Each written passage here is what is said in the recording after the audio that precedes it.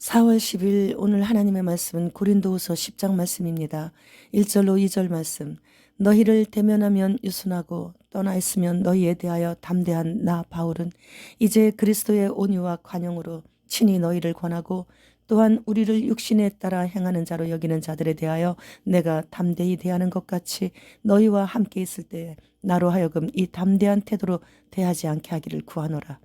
본장은 바울을 대적하는 자들의 말에 고린도 교회 교인들이 설득당하지 않도록 하기 위한 변호장입니다. 고린도 교회는 바울이 직접 개척한 교회이기 때문에 고린도 교인들의 믿음이 자라나가는 것에 대해 엄청 자랑스러워하고 있었어요. 바울은 이전 편지에서 고린도 교인들이 바울을 대적하는 자들의 미혹에 넘어가서 고린도 교인들이 바울의 사도권을 의심하면서 부정하였기 때문에 몹시 책망했었던 적이 있었죠. 대적자들은 바울이 스스로 사도라고 말하고 있다고 하면서 바울의 좀 빈약한 외모와 부족한 언변을 문제 삼아 고린도 교회를 흔들 때 일부 교인들이 좀 흔들렸었기 때문입니다. 그리고 대적자들은 바울이 고린도 교인들 앞에서는 고상하고 겸손한 척하고 있지만 실제 그는 나약하고 비겁한 사람이라고 하면서, 그리고 바울이 편지로는 굉장히 고결하고 용감한 것처럼 보이지만 실상은 뻔뻔하고 잘난 체를 하고 있다고 선동했었습니다. 실제로 바울은 그들과 함께 있을 때는 겸손한 태도로 대했으며 떠나 있거나 다시 재방문할 수 없어 편지를 쓸 때는 용감하고 거리낌 없이 책망을 하며 권면하기도 했었죠. 그런데 대적들은 반대로 비난하고 있는 것이에요. 오늘도 고린도 교인들에게 두 번째 편지를 쓰는데 거의 대부분 바울은 동역자들과 함께 하고 있기에 나라는 말은 잘 사용하지 않고 대부분 우리라고 표현을 합니다. 오늘 본문에서는 나 바울은 이라고 사용을 했는데 그 이유는 바울은 자신을 대적하는 자들은 하나님을 대적하는 것으로 간주하였기 때문에 개인적으로 그들과 맞서겠다는 결연한 의지 때문인 것이죠. 바울은 항상 교인들을 대할 때 그들 위에 군림하지 않았습니다. 항상 그리스도의 온유와 관용으로 대했습니다. 그리스도께서 공생에 사역하실 때 그분의 성품인 온유하심과 관용하심으로 모두를 대해 주셨기 때문에 바울도 그런 예수님의 삶을 본받아 생활하였던 것이죠. 그런데 그것을 가지고 대적자들은 바울이 원래 나약하고 비겁하기도 하고 위선적이기 때문이라고 그렇게 선전했던 것이에요. 그래서 바울은 고린도 교인들에게 너희와 함께 있을 때는 내가 유순하지만 너희를 떠나 있으면 너희에 대하여 담대하다고 하면서 대적자들의 그런 비난 내용을 그대로 인용해서 반어적으로 그들의 주장이 얼마나 억지이며 잘못된 것임을 간접적으로 지적하고 꾸짖고 있는 것입니다.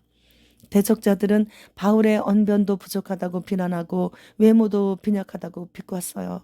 그것은 바울이 드로아에서 밤이 맞도록 설교하고 있을 때 언변이 좋지 않아 듣는 자들 중에 난간에 기대어 듣다가 잠을 이기지 못하고 떨어져 죽었다가 바울이 다시 살린 유두거 사건을 두고 얼마나 말해줘라면 잠이 쏟아지게 하느냐 이런 거예요. 그리고 실제로 바울은 11장에서 내가 비록 말에는 부족하나 지식에는 그렇지 아니하니라고 말하였습니다.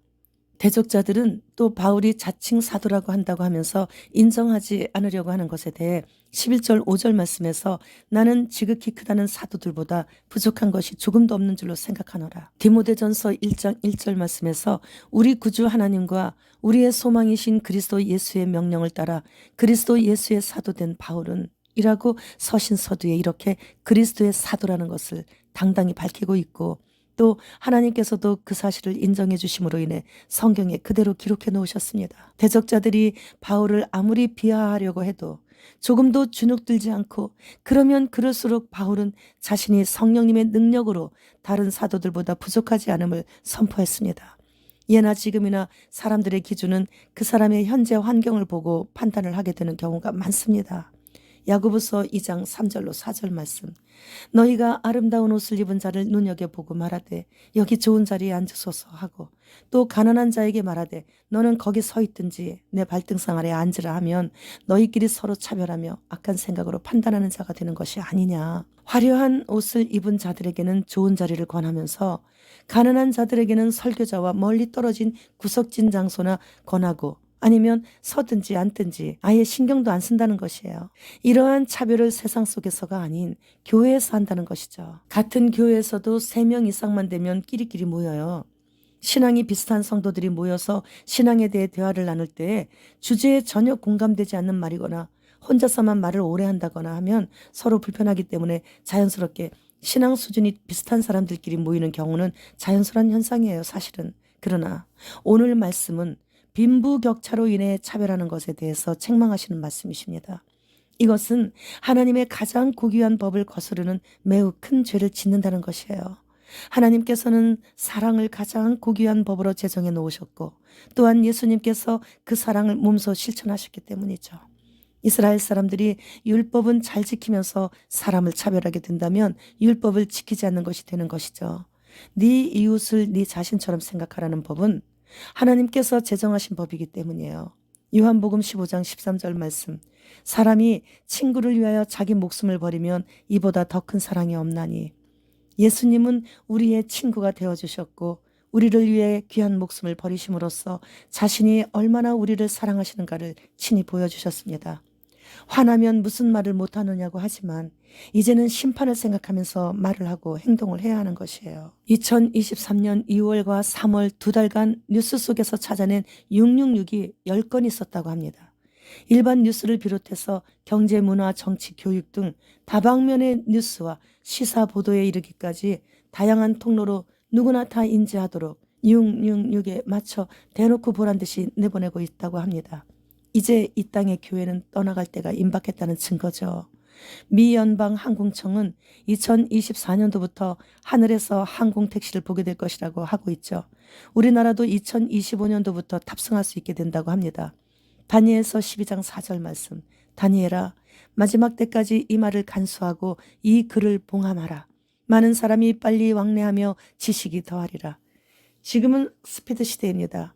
더 이상 빨리 왕래할 수도 없고 더 이상 지식이 더할 수도 없을 정도로 인공지능이 사람보다 더 월등한 지식으로 가르치고 있고 잘 따라하지 못하는 사람이나 빨리 이해하지 못하는 사람에게 이젠 화풀이까지 하고 있다고 합니다. 다니엘에게 말씀하실 때는 이 편지를 봉함하라고 말씀하셨죠. 그런데 언제 이 편지가 열리는가요?